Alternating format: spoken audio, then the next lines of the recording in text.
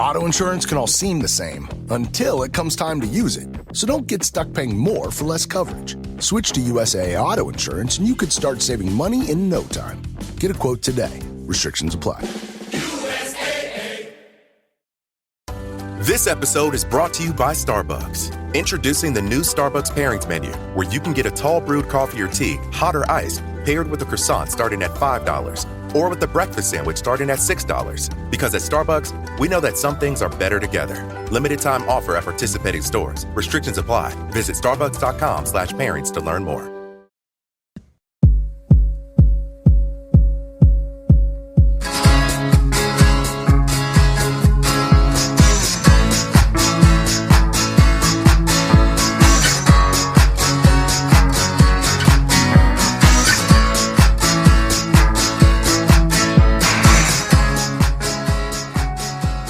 Holly. Hey, Dave. We are back with Nick Longo. Talking logos. Yeah, it's been a lot of fun. We are dissecting our favorite band logos and why they work and why we love them so much. So welcome again to What Difference Does It Make? Let's continue our talk with Nick Longo. When you're trying to find something, you're trying to get it on a playlist on Spotify or Apple Music. I mean, does it matter if, like if you see this logo? Especially if they're thumbprints. I mean, the albums, will the album covers be just as iconic later in life? I'm trying to think of some that current. Well, yeah, but you're right. They're thumbnails. You're seeing it as a thumbnail, so you're not getting all the detail even that you did back then. But and albums don't. I don't think we talk about albums the same way we did years past because it's more single based. I think tragically, what we'll remember are the things that became social media like moments for these bands rather than the art and the other stuff. Could be. Yeah, I don't know. I mean, I don't know. Like Billie Eilish is the biggest artist right now. Yeah. And Ariana Grande. I don't know what the look is for. Ariana, I just think of her upside down on that album cover. Oh yeah, yeah. That was interesting. But I don't even. You don't. Yeah. But I don't know necessarily what their artistic vision is, as much as I'm not a fan, I think Kanye is kind of the only one that puts the emphasis on that. I'm not even a fan. I don't even get his stuff, but I can tell you what the last 2 or 3 of his album covers were. Yeah, he's an artist. I can't, but that does say something. So. Can we book you for 20 years from now and we can have this discussion about current? Let's do it. I know. Okay, wait, there's one more of those. Sorry. That I'm obligated to mention. Starman. No, there's no name. Ziggy Stardust? No, there's no name on, the Rush. Yes, I know. No name, but you know what the star, what it means. Yes, who the band is. 2112, Is it on 2112? I don't even know what it's on. I just know that it's Rush. You know what I'm talking about. I do know the Starman. Okay. But what... a lot of kids are wearing the Eddie the Monster from Iron Maiden. Why do you think that is? I mean, people don't know who Iron Maiden is, but that seems to be something now. Like I see a lot of kids wearing Iron Maiden shirts. It's crazy. Like really? Yes. Look around next time you're outside in the world. When they take their crossbody fanny pack off, that's where you see it. Yeah, exactly. See, everything comes back, man. Everything comes back. But they just don't want to be like us wearing it around their waist. But there is, So maybe I wonder if there's some kind of cool pop culture thing of how it maybe came back. Yeah. It doesn't take a lot to be viral anymore. I mean, it could have been one artist wearing something. That's true. Current. And they saw it, and you're right, probably have no idea what it means or where it's from. But that looks cool. But it came back. Yeah. I think it was neat, too. I think all 3 of us had the Run DMC logo as an icon, and that's something that has come back. Yeah. That's and true. You see people write some other 2, it's a 3-letter word twice, right? So you'll see people replacing it with other True. Yeah, words that's right. Yeah. With the red stripe and everything, and immediately it's a takeoff of the Run DMC logo. And all it is the simplest type and 2 lines. Mm-hmm. And yet it's iconic. I've seen that the most. I've actually seen that more for AC/DC. True. Where they do a lot of, I've seen like baby gear, using the AC/DC. Yeah.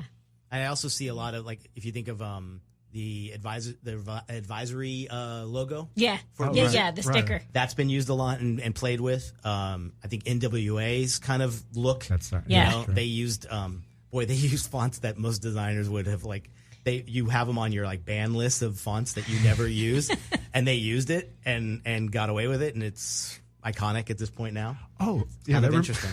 Oh, that's right. We talked about. I think you had mentioned the Avatar. Oh, yes, logo. Apparently, talk about that Avatar where you talk about lazy designers. Yeah. Well, and God knows, and there's another movie we'll talk about too, but if you want, but Avatar used this font called Papyrus that is literally. First day of my class, I have a list on my slides that say, here are fonts you cannot use as a designer. And it's like, you've all seen Comic Sans. That is something that like you are never to use ever. There's a font called Hobo, never use. Next one is Papyrus. And it's just the most unreadable font. It's always used in like some funky nail salon down the street from you on their board, or like a Indian restaurant or something. It looks like a brush stroke with some rough edges. And it was used for the Avatar logo, in James Cameron's movie. And the best thing ever was the SNL skit they did with Ryan Gosling. And he's the designer who did it. And he finally looks at it. He goes, how could they have freaking used Papyrus for this? And it's one of the funniest skits you've ever seen. And it's jokingly becomes this cool thing that now common people know it's funny. Yeah. And they're making fun of fonts and stuff. But another great one was Drive. You know that movie Drive? Love that movie. Like they used a font that was the cheesiest 80s font ever. And yet it worked because that movie had that cool 80s vibe to it. And had the fuchsias and that you think of their movie posters and everything. It was so like well done. And so like that's the whole point about in art and graphics. There's no rules. There's principles and there's things that you have to like, readability, standing the test of time, scalability now, because a logo has to be as small as the album cover on your phone, and you still got to get it. But you still should be taking chances. And I think we've talked about a lot of band artwork here that took crazy chances, and it was successful. That's great. Is there a name for the Pink Floyd font? No, I think that's 100% custom. That would be, I'm pretty sure that was designed by somebody. But there should be. I think that Pink Floyd should have. We just talked about the fonts that like Kiss. There's the Kiss font. Someone's probably made it. Yeah, I'm sure someone's made a version of it. Like you can find like the Harry Potter font. You can find that. You can find. You name the. Coca-Cola. Yeah. Whatever, something that's very iconic and one of a kind. Stranger Things is becoming iconic. Do you like that? Yeah, totally. Oh, yes, you do like the font, like what they. It's won so many awards. The intro. The typography, the guys behind it, now the key art, all the art that you're seeing in the release of now that Stranger Things 3 is out, designers that they freak out over that kind of stuff. And I mean, that is a perfect combination of art, music, period pieces, and it's everything in the 80s. And I mean, it is perfect. It is perfect. I don't think anything artistically or entertainment based has come out in years even close to the quality of that. It puts you right in that time zone. Yeah. They nail it. That's great. Yeah. I love it. Every detail, Well, Nick Longo, you nail it. Thank you so much. All the time. You guys nail it. Do you have anything else? Already? I know. We're having so much fun. No, but I'm totally digging looking at all these logos that I didn't discover. Weezer. Yeah. Oh. It's almost Van Halen. Well, Wonder Woman, I think, came close to that. Yes. And I think there was a bit of not a lawsuit, but like a lot of controversy. I don't remember. It looks very similar to the Weezer logo. Yeah. Oh, yeah. Oh, Weezer is the best. Yeah. I love that huge logo, the Wonder Woman logo. Yeah. Weezer. So I made a huge mistake thinking that I saw someone with a Weezer logo say, or with a Wonder Woman logo. And Weezer fan? That's a Wonder Woman. Oh, better that than you thinking it was Wonder Woman. And they go, sorry, dude, it's Weezer. Who the hell You're are right. you? Way more insulting. How dare you? Hey, Holly, you want to take a break right here? I think we should take a break. All right. I got things to do. Let's take a break. Okay. Ah, yes, the magnificent Trolley Sour Bright Crawler, also known as Trollicus brightolus. The worm's captivating neon colour makes it an easy, gummy prey. Trolley! It's a surprisingly sour, invitingly chewy, staggeringly snackable species unlike anything else found on this planet. Eat me! Delicious. Visit Trolley.com to shop now. Trolley, eat me! Want to be more active this summer? Sierra helps you save on everything from swimsuits to stand-up paddleboards, tennis rackets to fishing tackle. And if that doesn't float your boat, we also have pool floats. Sierra, let's get moving. To your local store, like now. Go!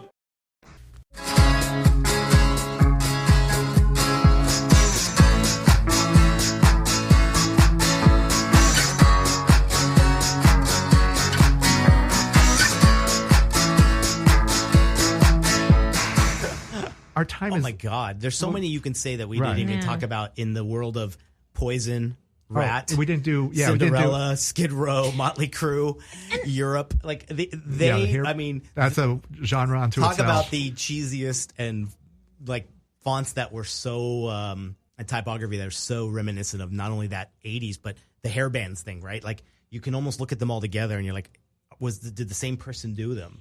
That's the thing. They absolutely, if that's what they were going for, because they all, I mean, so I'm looking Poison and Cinderella, for example.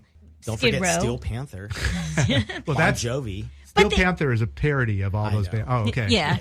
But those were great logos in that they evoked what they were supposed to. They made you think of whether, you know, I mean, I got to give it, but the Poison logo was like freaking slick. I love it. Yeah. It's cheesy. It's neon green.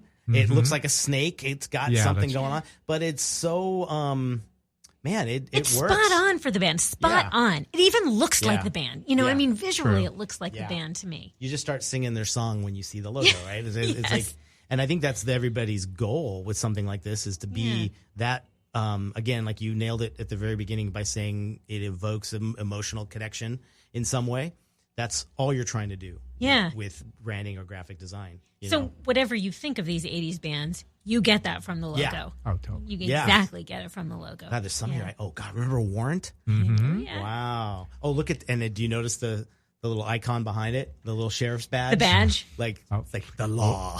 Warrant for I your say more arrest. like you're getting, more like we're getting arrested. What was it? I'm trying to remember Def Leppard. What was theirs? Oh, gosh, this is crazy. There's this very, kind of Van Halen. It's very, you have, I don't have You can't picture the font, is that what you're saying? Yeah, I can't picture that one. It's like the D looks like a 3-stroke. There's no curves. It's like very straight line.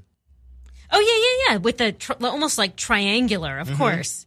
It looks like a sideways triangle. Oh, right. Oh, that's right. Yeah. See, now when I see it, it's like, oh, yes, of course. And that's very like on fire and like sharp points and dangerous. Like, again, you think of the words that they probably thought of, like, what should this be? Because when I think of danger, I think of Def Leppard. Love bites. Sorry. Yeah, pour some sugar on me. It's just hysteria. Sorry. We're all going to Vegas to see the band. Would you be in? Really? Yeah. See, I think we might be seeing Duran Duran in Vegas. Oh, what? In September? Are you? I heard of something, so maybe we need to all compare notes. I know, right? Dude. Yes, I did try to get my RE to go to that. You like Duran Duran as much as the rest of us, but I know we mentioned Rio a little bit, but you think of Duran Duran, like I think they were probably one of the most stylistic bands of the time. Oh, the yeah. 80s, because they, as good as they had good music and they were known for all their stuff. I mean, you think about their stage presence, their videos. They were beyond stylist. You know, like it was just. They really did have a bunch going on when it comes to that kind of stuff. They were the fashion. It's funny you say that. I'm looking for the logo. I'm looking at the logo right now. There isn't a logo. It was more about them visually, their looks. They didn't really have the most established, I feel, logo that I can think. Oh, I know it for sure. They did not, but they didn't need it, as it turns out. Oh, sure. Fashion wise, and their faces. But the art of the Nigel that did the artwork and everything. Yeah. Oh, now that one was. That's a good one. You remember, but this is not what you think of when you think of Duran Duran. Because I think that was like. Probably if I just saw the D's, I would not know what that represented. Dunkin' Donuts. Because I think that might have been one of their first albums where before they were more center stage as a band, they had that D with it. It had the long, skinny D, and then that outline version of it. The double D, yeah. Yeah. Which was kind of cool. It was almost like the reflection of 2Ds. I think more than ever, like they probably took advantage of style and design more than most bands did. When you think about it, you mean at people or their whole existence? I think. Yeah. Was so stylized. They came into existence at the right time. It was as soon as MTV launched, and there they were, 5 pretty boys. Yeah. Some might say calculated. What? The controversy here. I can accept that. But true. But she clearly bought it. We all bought in. Yeah. I love the band. They were killer. Yeah. They were so awesome. Yeah, they're actually playing at the Cosmopolitan in Las Vegas. I think it's September 8th. All right. Well, damn. You want to meet the What Difference Does It Make crew? We'll see. Yeah. So what difference does it make field trip? All there right. you go. Ooh. Nice. Meetup. A meetup. Oh. They're called meetups. Oh. Nick, I'm old. Nick is more in tune with everything. Yeah. That's the way to do it. Maybe we can get a Simon Le Bon interview. One can dream. All right. So let's wrap this up. I'm sorry to end all this fun. There are so many more logos to talk about. We will continue this. Favorite logos? Yeah, further down the road. Okay. All right. Holly's not ready to end this, but sadly we must. All right. All right. So we're going to wrap up this episode, but we're going to go through the quiz deck. Let's go to the 1980s rock and roll quiz deck. But I want to. This is exciting because we got special guest Nick Longo here. I don't know how I'm going to match up with the wits of Dave, but we'll see. Yeah. So I'm going to ask you guys the question. All right. Okay, like we did a couple of weeks ago. You pick a card. I'm going to ask you the question, and you guys are going to answer. You guys have to wait. To say our name Scream your name. Okay. Scream your name. Yeah. Okay. You will be Nick. Okay. So you pick a card, and I'll give it to me, and I'm going to ask the question. Okay. All right. Card has been picked. Okay. Dave, go easy on him. Just kidding. Just kidding. Oh, okay. This is Culture Club, true or false? Ooh.